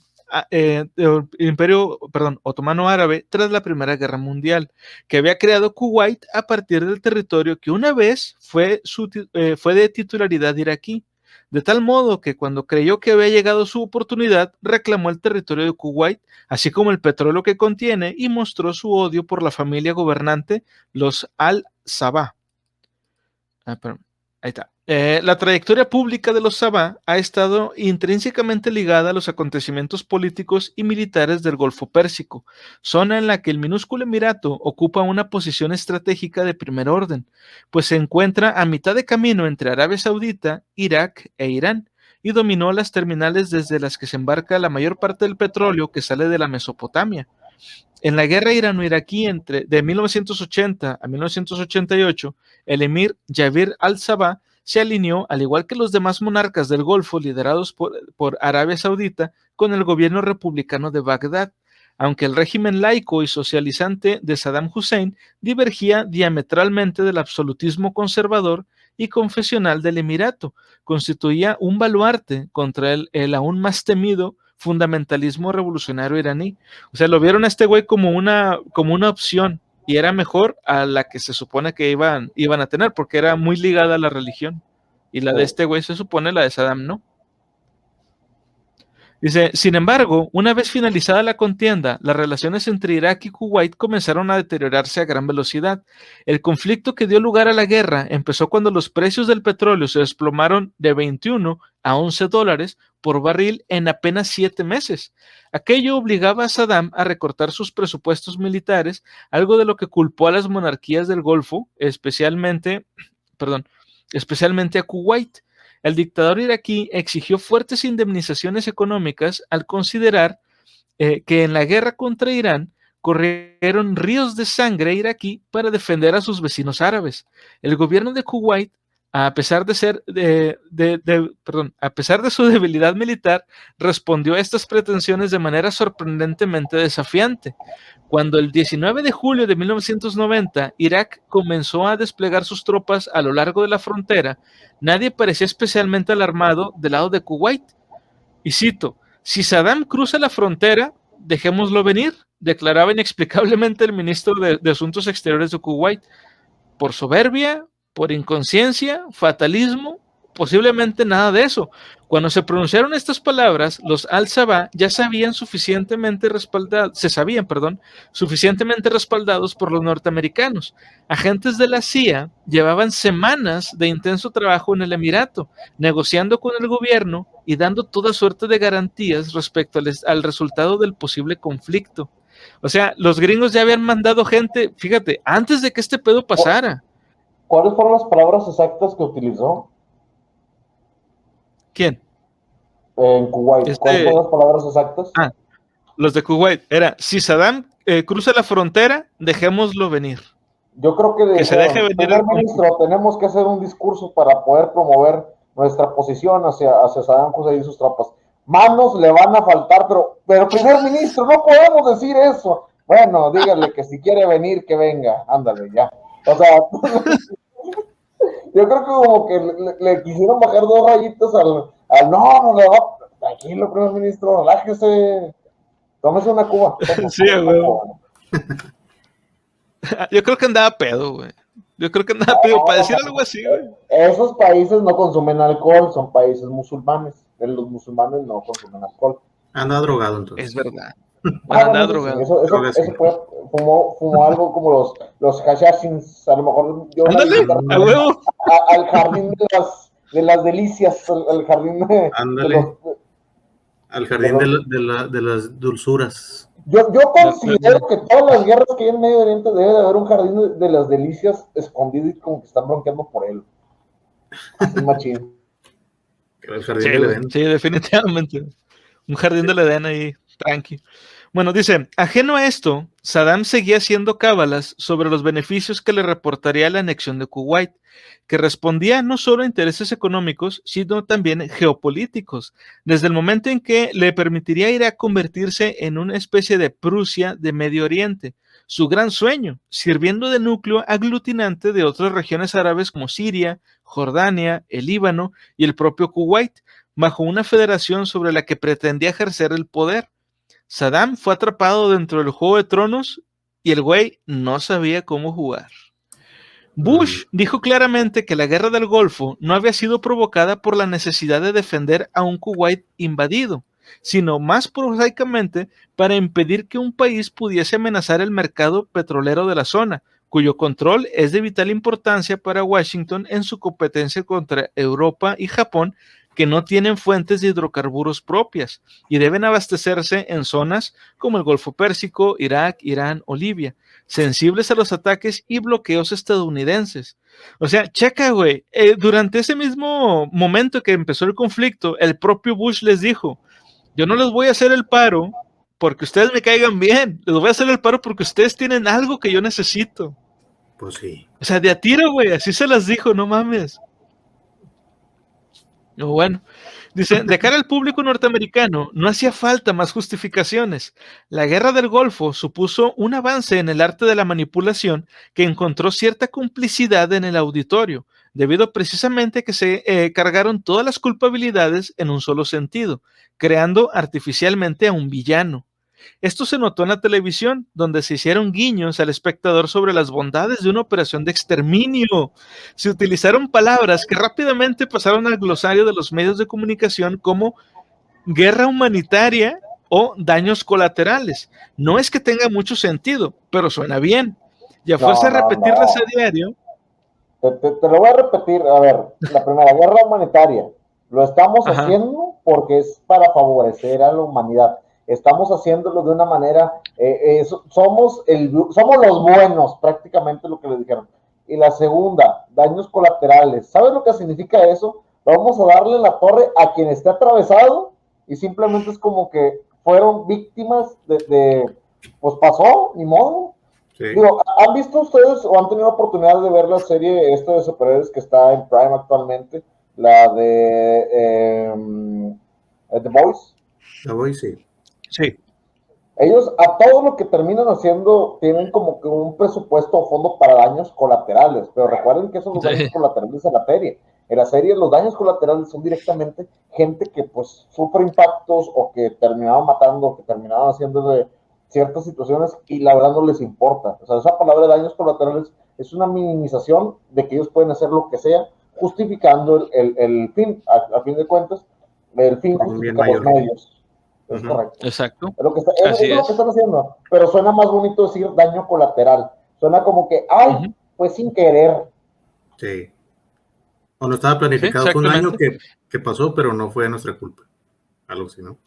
Pero estaba presupuestado de cierta forma, porque pues como que era, o sea, lo calificaban de daño, o sea, como daño colateral, quiere decir que no estaba planeado que pasara, pero ay, se me chispoteó. Se atravesó, se Se atravesó. atravesó. Pero bueno, Sí. dice, a fuerza de repetir a diario estas frases, se terminaron logrando que el público las aceptase pasivamente. Esto también ha podido generar contradicciones y disonancias cognitivas, sobre todo si el que las escuchó o vio es una persona antibelicista a la que se intenta convencer de que matar, mutilar o destruir es algo no es, perdón, es algo no solo necesario para la paz del mundo, sino también una actividad humanitaria. En cuanto al exterior, la clave estaba en no permitir que se filtrara otra información del conflicto que la que resultara favorable para los intereses de los norteamericanos. Se estableció una dura censura informativa por la cual los reporteros destacados en el conflicto no podían acceder a la información oficial del mando norteamericano. Yo creo que hasta cierto punto eso es entendible. O sea, ahí no me parece tan extraño eso de que pues son periodistas, no tienen por qué saber cosas que pues van a ser para una misión del ejército, porque si la dicen en las noticias y los Sí. del bando contrario están viendo las noticias, pues te va a salir mal la Obvio. misión. Ujú. Ujú. Dice, la coalición aliada impuso una serie de férreas condiciones a los reporteros que trabajaban en Arabia Saudita. La negativa a seguir estas pautas tenía como resultado la expulsión del país. Chéquense las que están, y si ustedes consideran que una de estas está mal, me dicen A ver. para ver en cuál coincidimos. La primera, no podía hacerse mención alguna del número específico de tropas, aviones, buques o suministros. Está Se bien. podían describir las fuerzas disponibles a grandes rasgos, nada más.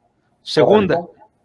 no podía hacerse mención alguna a planes futuros de las fuerzas aliadas. Varios reporteros fueron informados de los planes de las fuerzas norteamericanas antes de la invasión. Nunca, ni antes ni después de las operaciones, fue publicada ninguna historia sobre estas sesiones de información. Ahí están Tercera, mal. Ahí está. ujú, Esa sí, no concuerdo. O sea, no, ahí están mal. Sí. Porque te das cuenta que, oh, es que vamos a entrar y vamos a romper y vamos a hacer esto y vamos a tomar la ciudad. Ah, ok, ¿para qué? Eso es clasificado. O sea, te entiendo que hey, por posición estratégica, porque la verdad, lo que quieres hacer es un posicionamiento para tener una avanzada mayor, poner un campamento, moverte, utilizar suministros y demás, pero te tuvieron que haber dado alguna idea de que para qué es para generar un avance, o sea, algo, pero si no, si no sueltas esa información, literal podían hacer lo que quisieran y lo hicieron. sí, Sí. de hecho. Bueno, la tercera, los reporteros no podían dar detalles concretos sobre las unidades o sus mandos, o sea, quiénes eran y qué armas tenían, cosas así. Cuarta, las condiciones bajo las que usarían la fuerza las tropas aliadas eran secretas. O sea, van a usar fuerza, ok, pero ¿por qué? ¿O bajo qué condiciones? Eso no podían decir. Bueno. Siguiente, no podía facilitarse ningún dato respecto a las actividades de inteligencia. Siguiente, no podía dar información sobre los movimientos de tropas. Este yo creo que está bien, porque como les decía al principio, o sea, si vas a cumplir una misión no puedes andar diciendo, van a ir por ahí, van a ir por acá, No, porque luego pues, los demás van a saber Pero y estas que estás diciendo, ¿los reporteros sabían o no sabían? no sabían y no se Ah, las podían decir. O sea, pues tú no. puedes preguntar, Pues pero no. los militares no te iban a decir. Pues claro. Pues es que imagínate, si un reportero a lo mejor es gringo o es de Estados Unidos, pues está bien, a lo mejor está con su país, pero tú no sabes si le va a vender la información por una buena cantidad de lana a otro país, o sea. De ahí pueden O sacar lo mucho secuestran. dinero. O lo secuestran, sí. O pues simplemente él quiere dar la información y pues saca una lanita extra, ¿no? Da el pitazo, sí, a huevo. Bueno, dice, no podían mencionar las bases de origen de las misiones aéreas, o sea, no pueden decir dónde estaban las bases, igual me parece obvio. No se podía ofrecer información sobre la efectividad o ineficacia de las operaciones enemigas. No se podía dar información sobre la pérdida o derribo de aviones. No se mencionarían los métodos, equipo o tácticas de las tropas. No se mencionarían los métodos operativos y tácticas en general. No se daría a conocer ninguna vulnerabilidad operacional o de apoyo. Estas eran las pautas que tenían que seguir los reporteros a la hora de dar la información o las noticias. Robert Fisk, corresponsal en Oriente Medio del diario británico The Independent, fue uno de los pocos periodistas que se atrevió a desafiar la censura de los militares e intentar dar una visión imparcial del conflicto. Su labor no solo se vio entorpecida por los militares estadounidenses, sino incluso por sus propios colegas de aquel país. Checa, antes de continuar, esto va a sonar tan de Rusia o tan de los comunistas de aquella época, güey. Y lo que hemos estado viendo también en ¿cómo se llama? En las obras de distopía, güey, que al Chile da miedo, sobre todo por saber que esto pasó en Estados Unidos. Dice, súbitamente, presos de un intenso fervor patriótico, la guerra causa extraños efectos en los periodistas. Un colega mío, normalmente un hombre reflexivo y racional, se volvió chiflado en los días previos a la guerra del Golfo. Era una guerra moral, exclamaba sin cesar. No intentábamos liberar Kuwait por su riqueza petrolífera, sino por la obligación de Occidente de enfrentarse a los dictadores. Ser partidario de la paz no era más que contemporarizar. La cosa no quedó ahí. Fisk fue víctima de un acoso sistemático. Insultos hacia su persona, agresiones por parte de compañeros, expulsión de ruedas de prensa. Uno de estos enfrentamientos que tuvo por protagonista a Fisk y al corresponsal de la NBC, Brad Willis, aparece recogido con detalle en The Second Front, Censorship and Propaganda in the Gulf War, un magnífico libro de John MacArthur sobre el papel de la prensa en la guerra del Golfo. Por supuesto, Robert Fisk ha seguido siendo uno de los chicos malos del panorama periodístico mundial, del conflicto en conflicto, con el coraje que caracteriza a los reporteros de pura cepa. También estuvo en Yugoslavia, donde descubrió nuevas muestras de lo que supone la manipulación informativa en las contiendas de hoy en día. Y cito, 2 días antes de que la OTAN bombardease la sede de la televisión serbia en Belgrado, la CNN recibió un soplo desde su cuartel general de Atlanta de que iban a destruir el edificio. Chequen, iban a destruir el edificio de televisión que estaba en Yugoslavia. Les dijeron que sacaran sus equipos de los locales inmediatamente y así lo hicieron. Al día siguiente, el ministro serbio de Información, Aleksandar Vučić, recibió por fax una invitación desde Estados Unidos para que apareciese en el programa de Larry King en la propia CNN. Querían que estuviese en directo a las 2:30 de la madrugada del 23 de abril y le pidieron que llegara a la televisión serbia media hora antes con el fin de maquillarse.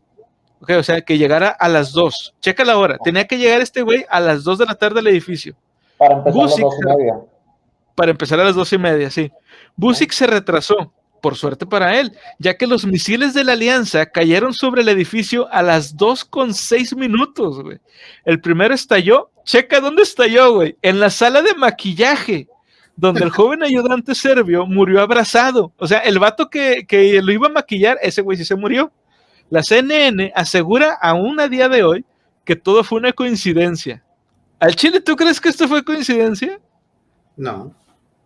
Ni de pedo, güey. A mí no me van a poder compensar de que eso fue coincidencia. Pero Oye, bueno. no, o sea, es como que alguien dijo, qué hueva, ¿qué hacemos? Y alguien, ¿y si atacamos una sala de maquillaje en Serbia? Jalo. O sea, no, las cosas no pasan así, o sea, ¿qué mentalidad tienes tú de atacar una televisora? Y luego específicamente de apuntar en una sala donde sabes que va a haber un personaje. Y a las 2 de la mañana, bien tarde, hazlo tempranito. Oye, bueno, horario estelar en Prime a las 9 de la noche, cuando los serbios más estén animados, está yo, o sea, las coincidencias, te entiendo, hay veces que pasan, pero eso sí se la van a dar. Pero coincidencias dentro de la planificación de una misión militar no existen. No. Ahí sí no mamen. Ahí sí no mamen.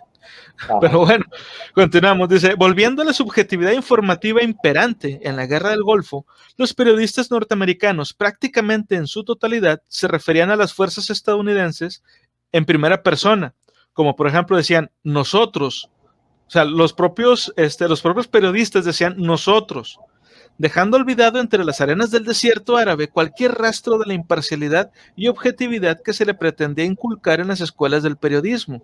No se trata de un fenómeno nuevo. Desde la guerra de Cuba hasta la de Vietnam, el paradigma dominante en la corresponsalía de guerra estadounidense ha sido, con honrosas excepciones, la de propaganda, la de tomar partido en lugar de informar de lo que verdaderamente sucedía en los campos de batalla y de permanecer neutral. Estos güeyes cuando había una batalla o algo decía, vamos ganando, o hicimos esto, liberamos esto. Güey, para empezar ni ibas tú nomás ibas con tu cámara ni hacías nada más, güey, no chingues. No, pero hay unos que ¿no? sí, hay unos que se iban y grababan los balazos y todo, güey, un chingo de... No, sí, y en eso yo no digo nada. De que los tienen bien puestos, pero aquí a lo que se refiere es que cuando mandaban esta información, ellos no decían, las fuerzas de Estados Unidos están haciendo esto, o las fuerzas norteamericanas están haciendo tal cosa. No, ellos decían, nosotros estamos haciendo esto. O sea, no refiriéndose a sí mismos como periodistas, estamos haciendo esto, no, sino como nosotros, la fuerza del país libre o del mundo libre, Mira, estamos logrando esto. Eso es a lo que se refiere. Estados Unidos y las corporaciones que se dignan de lo mismo tienen, y a lo que comentaba ahorita, las palabras dan mucho peso a lo que generan. Hay corporaciones, por ejemplo, Disney no tiene ni un solo empleado, no tiene trabajadores ni empleados, tiene member cast o miembros del elenco, como se refieren a esos trabajadores. La WWE, la super campaña de lucha libre, no tiene ni un solo luchador, todos se llaman superstars, o sea, todos son superestrellas, no tienen ningún solo. Recuerda, esas pequeñas palabras hacen una gran diferencia. Y los medios, sobre todo cuando eran masivos, en una era donde el internet no era tan de fácil acceso, ¿qué querían que escuchara la gente? Nosotros en todo momento, o sea, que te sintieras parte del equipo, como una propaganda de un equipo deportivo, como una propaganda de alguna campaña política, como alguna propaganda sobre lo que tú quieras. Pero en este caso una guerra. ¿Qué pasaba con eso? Quería revivir ese sentido patriótico, que a pesar de que tú estuvieras sentado en tu sillón, en medio de la nada, comiendo tus nachos con queso, quisieras que tú sintieras el fervor de la guerra, de mi país, nosotros. O sea, la sabia elección de palabras hace cambios muy importantes, porque mucha gente se lista con esa idea. Sí. Es como dice Murphy, o sea, estás viendo un partido de fútbol, de que vamos ganando, güey, vamos ganando. Ah, chinga, ¿tú cuando entraste, güey, metiste un gol o qué? Claro.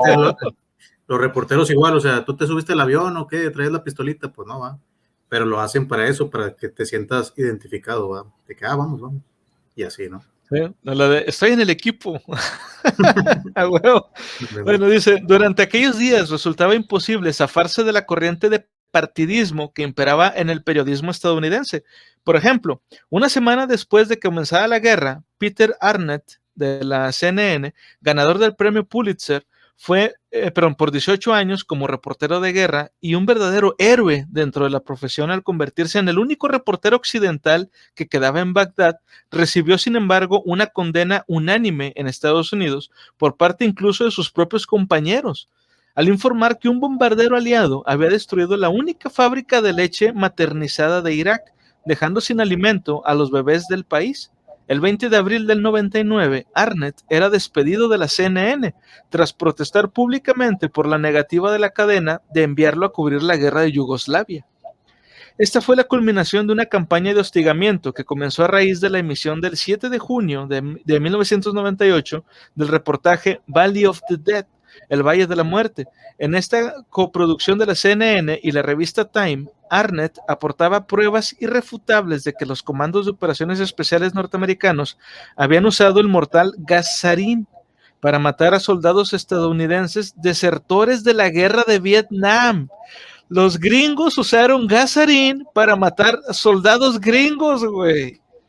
Tras una intensa presión por parte del ejército, los productores del reportaje, April Oliver y Jack Smith fueron despedidos ante su negativa a retractarse del contenido del reportaje. Y nuevamente quiero hacer mención, esto pasó en el país que, según ellos, aman la libertad, güey. El país ¿No? de los sueños, del sueño americano. El país del sueño americano, no mames. Bueno, dice, durante la Guerra del Golfo se mostraron curiosos agravios comparativos en los medios de comunicación que moverían a la sonrisa de no ser por la gravedad del asunto que nos ocupa. Los misiles Scud iraquíes se convirtieron en armas terroristas y horribles máquinas de muerte, mientras que las bombas norteamericanas recibían el benévolo calificativo de bombas inteligentes. De esta forma quedaba sellada una nueva luna de miel entre el gobierno estadounidense y sus medios de comunicación.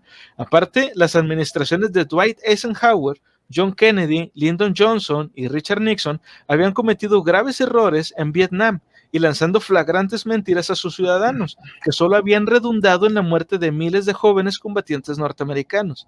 A partir del 71, cambió para siempre la relación que el poder político mantenía con la prensa de Estados Unidos.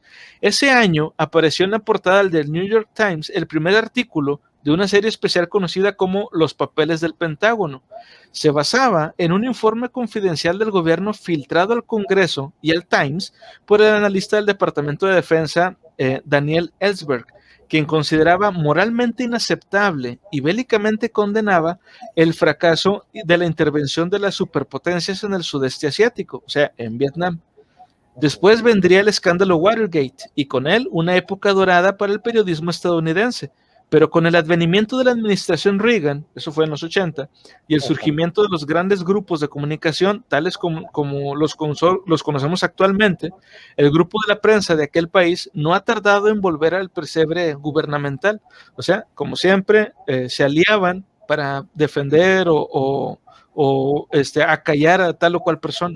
Es que en ese tiempo, por ejemplo, ahorita que comentaste, John F. Kennedy, previo a Lyndon Johnson y a Ronald Reagan, él quería sacar a la gente de NAM, él quería acabar la cuestión con lo de Vietnam, y pues ya ves el resultado que salió ahí. Y Reagan, pues él tuvo la manera de poder negociar con Gorbachev para poder terminar o enfriar un poquito las cuestiones que ya tenían con Rusia. Ahí te das cuenta que el público, digo, malamente, el público americano en ese tiempo estaba atestado de guerra. O sea, tenían desde la Segunda Guerra Mundial, venían luego lo de NAM, venían luego lo de los conflictos que tenían Estados Unidos con Rusia, y luego se termina eso y se meten inmediatamente con Irak. ¿No te das cuenta como que algún tipo después de lo de JFK, como que la propagación de la misma guerra, después de los resultados de la Segunda Guerra Mundial y el previo a Vietnam, como que le agarraron un gusto al reporte bélico, por así decirlo. Sí. Y pues el gobierno se lo iba a proporcionar. A final de cuentas, el gobierno decía, pues solamente cúbreme la noticia como yo te la quiero dar, y pues nosotros podemos hacer y deshacer con el mundo. Aquí el medio más importante no fue el ejército de Estados Unidos, fue la representación en los medios que tuvieron ellos.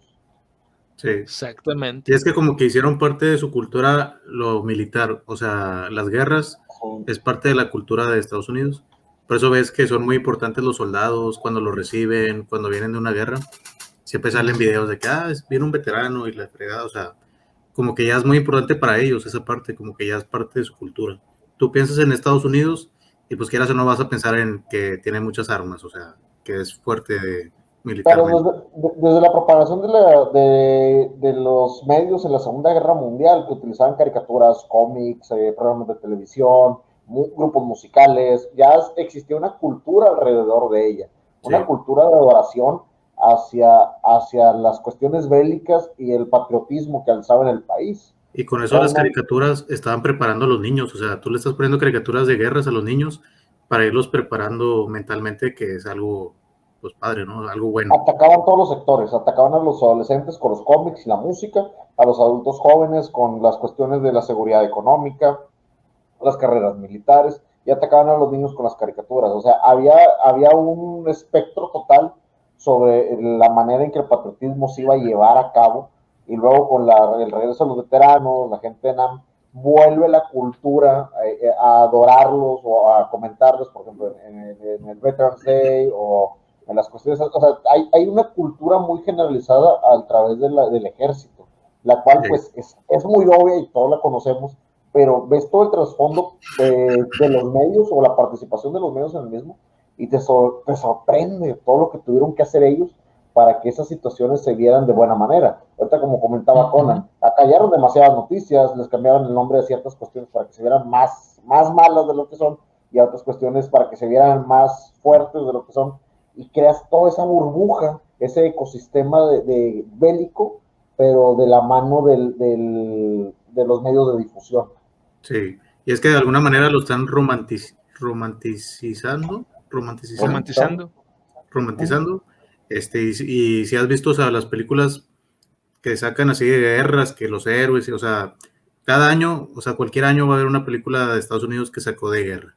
Sí, hace poquito pues han salido varias y siempre lo hacen, o sea, por lo mismo. Sí, pues es en lo que está basado también mucho de la economía de Estados Unidos. No es la principal, porque pues no les saldría en realidad, pero sí es una parte importante como que era de la economía de ese país.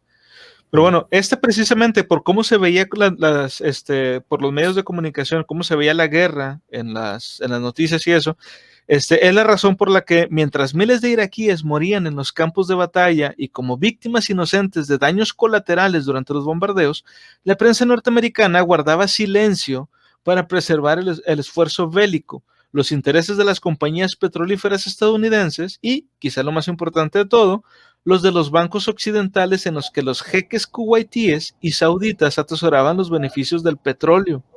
El problema de la creciente desinformación con los conflictos bélicos ha sido estudiado por Barry Lowe, actualmente profesor de multimedia en la Escuela de Periodismo de la Universidad de Hong Kong. Lowe ha cubierto como corresponsal varios conflictos, entre ellos la guerra antigua de Yugoslavia, la insurgencia comunista en Filipinas, y es un firme defensor de la idea de la neutralidad, la objetividad periodística. Sin embargo, su experiencia sobre el terreno y su conocimiento académico le hacen reconocer que a lo largo de la historia abundan los casos de guerras y conflictos bélicos de los que solo se ha conocido una cara del problema, siendo la Guerra del Golfo uno de los más claros ejemplos de ellos. El colmo del descaro fue acusar a los iraquíes de lo que los propios norteamericanos estaban haciendo con total impunidad. The News Hour, uno de los noticiarios más populares de Estados Unidos en aquellos momentos, llegó a mostrar tremendas escenas de civiles iraquíes mutilados por los bombardeos aliados, afirmando que no eran sino, burdas manipulaciones del gobierno de Saddam Hussein. O sea, los mataban los gringos y luego todavía decían que había sido Hussein el que los estaba haciendo, güey.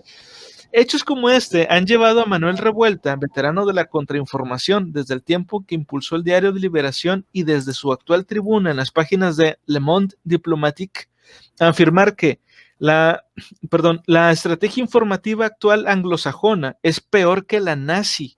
Los editoriales y titulares de casi todos los periódicos de ámbito estatal, tanto en España como en el resto de Europa, construyeron informaciones a favor de la guerra. Las emisiones llegaron a términos espectaculares. Los ejemplos de hasta qué punto la opinión pública desconoce lo que sucedió en los desiertos árabes aquellos días son interminables. A finales del 91, el antiguo colaborador Bob Woodward, el periodista que junto con su compañero Bernstein destapó el escándalo Watergate, Scott Armstrong informó de otra posible e importante motivación para la guerra. Aunque su reportaje en la revista Mother Jones fue acogido con la mayor de las indiferencias por parte de los grandes medios de comunicación, cabe señalar que Armstrong no es ni mucho menos un indocumentado, o sea, que no tenga bases, no que no fuera de ese país, sino, entre otras cosas, uno de los fundadores del Archivo de la Seguridad Nacional en Washington, así como uno de los mayores expertos internacionales sobre la dictadura de Pinochet y la colaboración que el dictador chileno tuvo por parte de la CIA. Armstrong descubrió que durante la década anterior al conflicto, y habiendo costado la astronómica cifra de $200 mil millones, Estados Unidos y Arabia Saudita habían construido conjuntamente una vasta infraestructura de superbases militares en el desierto. Güey, eso de superbases se bien mamón, ¿no? ¿Cómo sería? Pues suena bien de superhéroes, de supervillanos más bien. Pero bueno, dice, Por supuesto, esa gigantesca partida no parecía reflejada en los presupuestos, por lo que la monumental trampa de la que había sido víctima Saddam habría sido organizada, entre otras cosas, para justificar la presencia de tales instalaciones en suelo saudita. Esto encajaba a la perfección con los rumores que corrieron en las fechas previas al conflicto respecto a que Arabia Saudita había incrementado su reserva estratégica de petróleo en previsión de una guerra. El 23 de febrero del 99, la agencia de noticias sauditas informó de la existencia de la ejecución de un proyecto similar valorado en $2.000 millones destinado a la construcción de instalaciones de almacenamiento de petróleo, que incluyen 4 enormes cavernas para productos petrolíferos con una capacidad que logra satisfacer las necesidades del reino en situaciones de emergencia y en tiempos de guerra. O sea, quién sabe para qué era, pero ahí estaba, por si acaso, por si las dudas. La estrella de Bush padre brilló con especial intensidad durante el desarrollo de la Guerra del Golfo, a pesar de lo cual se las arregló para dilapidar este inmenso capital político y perder la reelección ante un más carismático Bill Clinton. Sin embargo, su sucesor no se mostró mucho más benévolo con el régimen de Saddam. Hubo bombardeos y tensiones constantes a las que hay que añadir el devastador efecto que ha tenido el embargo comercial sobre la vida cotidiana de los ciudadanos de este país. Un tira y afloja constante en el que los iraquíes han llevado generalmente la peor parte, si bien se han permitido algunas pequeñas y ocasionales venganzas. ¿Ustedes han visto últimamente alguna foto o cómo es actualmente Kuwait? Digo, ya que pasó todas las guerras, ya que se fue... Irak sí, ¿cómo es? Digo, yo no he visto Irak. No sé si lo habíamos comentado, no sé si en un podcast anteriormente o lo habíamos hecho como comentario, así en una plática, pero muchas de las bases ya están desoladas y se pelaron de ellas en la noche, apagaron todos los focos y muchos soldados americanos abandonaron de estas grandes bases militares. Estaba viendo algunos reportajes breves de gente que está visitando los países y te das cuenta que sí está muy militarizado todavía, no por los americanos, sino como que han retomado un control la milicia del país, pero como que Estados Unidos lo está dejando ser, vaya, como que no lo están haciendo todos. No sé si ya hicieron lo que tenían que hacer allá, o en su efecto simplemente han perdido interés por los recursos que ya obtuvieron de la zona o algo. De hecho, hubo una pequeña parodia y me gustaría que si tienen oportunidad de buscarla, es sobre esta misma situación, es una conversación del pull out, no sé si más o menos agarran el hilo, pero dice que no sacó sus tropas a tiempo, y que ahora encontraron una base, que Estados Unidos no sacó sus tropas a tiempo Irak, y que ahora hay una base militar americana ahí.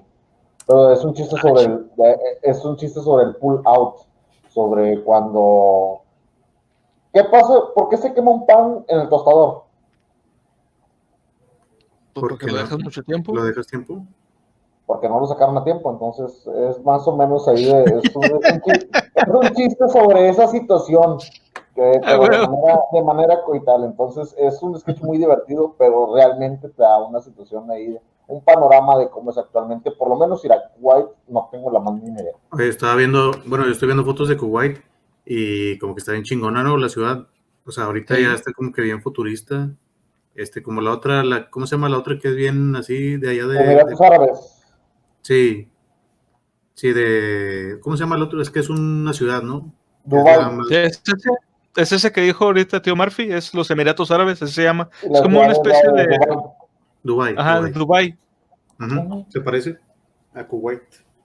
Sí, es lo que les iba a decir, que, o sea, una vez que ya se salió toda esta onda o sea, ya sacaron a Hussein y todo, el país se fue para arriba, pero bien cabrón, güey. Bien cabrón. Pero ahorita Irak no repuntó. ¿No? Pero es diferente porque antes de que pasara lo del 11 de septiembre, ese país estaba más o menos bien.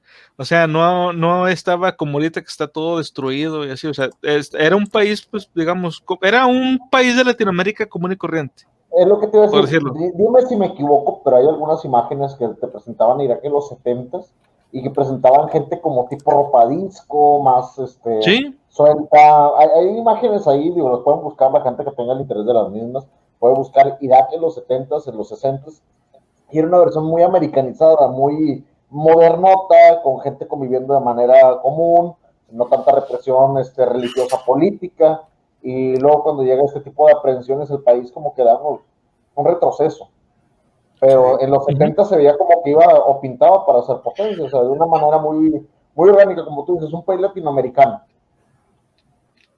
Sí, exacto. O sea, si te muestran una foto de cómo era en los 70s Medio Oriente, o sea, el que dices Irak, y una foto de la misma época de cualquier otro lugar de aquí de América Latina, neta no notas la diferencia. O sea, a menos que te digan, es este país, y vas, "Ah, chinga". El pedo ahí fue que los extremistas religiosos entraron y fueron los que pues empezaron a decir, oh, te tienes que vestir con la cosa esa así toda completa porque Sí. si no eres una indecente. Ahí fue otro pedo. Pero bueno, dice, los periódicos bombarderos aliados se ocupan de recordarnos de tanto en tanto, bueno, se ocupaban, perdón, de recordarnos de tanto en tanto que la amenaza de Saddam permanecía viva. Estoy hablando de antes de lo del 11 de septiembre. Pero también a este aspecto hubo mucho de exageración malintencionada. Cuando un grupo de pescadores iraquíes desembarcó por necesidad, checa esto, güey, por necesidad en la isla de Kuwait, de Bubiyán, la prensa de aquel país alzó la voz de alarma diciendo que la marina iraquí había protagonizado un intento de invasión a la isla que solamente había resultado desbaratado gracias a la intervención de tropas de élite del Emirato. O sea, estos güeyes llegaron ahí porque, no sé, a lo mejor le estaba haciendo agua a la lancha, güey. Y como tuvieron que llegar ahí, no, esto es invasión. El, el Oye, presunto intento. no, eso suena muy feo, suena muy de que, oh Dios, nos ataca el poderosísimo ejército del iraquí, y los vatos, somos pescadores, venimos dos, se nos está, ya, déjense, se nos rompió la red o algo. No, tratado de guerra, o sea, no, Ah, vatos, güey. no. Sí, güey, así, tal cual, así fue. O sea, el presunto intento de atentado que Bush sufriera en Kuwait, porque supuestamente hubo un intento de matar a Bush cuando él fue a Kuwait. Es muy probable que fuera de la misma naturaleza que la invasión de Bubiyán, fruto de las fantasías de los propagandistas kuwaitíes. Como escribiera en su momento el tristemente desaparecido Julio Fuentes, corresponsal del diario El Mundo y testigo excepcional de la Guerra del Golfo, fue la primera guerra quirúrgica, aseada y perfecta para retransmitir en directo a través de la CNN, pero con tantas prohibiciones y desinformación como las siniestras campañas, como la siniestra campaña rusa en Chechenia y un solo objetivo, el control del petróleo. Todo el pedo fue por controlar el petróleo que había en Kuwait. Los occidentales se quedaron, perdóname, dime. No, que sí, obviamente, pues era, como decíamos al principio, tenían que sacarle algo y pues andaban buscando el petróleo, ¿no? Más que nada. Aquí fue por el petróleo, sí, sí. Dice, los occidentales se quedaron con la impresión de haber asistido a una especie de superproducción cinematográfica, porque nunca vieron a los adolescentes soldados iraquíes sangrando por los oídos, nunca los vieron heridos ni hambrientos. Conclusión. Aún es un misterio la verdadera razón de la inquina que la nación más poderosa del mundo muestra hacia su antiguo aliado, Irak. ¿Por qué se implicó en aquel conflicto? ¿Por qué sus tropas han permanecido allí todo este tiempo? ¿Y por qué cuando tuvo la ocasión no invadió el país y acabó con la presunta amenaza que representada, por el régimen de Saddam?